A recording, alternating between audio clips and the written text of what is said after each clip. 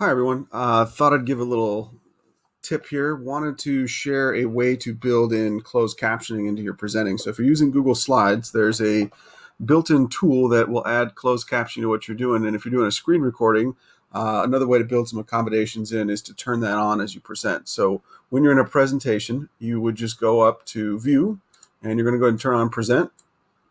And in present mode, you'll see at the bottom here, there's an option for closed captioning. So if you click that and turn it on, you'll notice right at the bottom of the screen, you get a nice, really good contrast, uh, live closed captioning of what you're saying. And it may ask you right at the beginning to provide access in the upper left-hand corner to a microphone. Grant that access and you're all set. So really all you need is a microphone, which most computers or devices will have. And then you can just turn this on, and what you'll find is whether you're talking really slow or really fast, it does a pretty good job of keeping up with the material. So just wanted to showcase that. It's not going to interfere with your presentation. You can keep that going, and you should be able to add that no problem, and it's built right into your screen recording. So wanted to put that out there for everybody. Good luck with all you're doing, and thank you, teachers.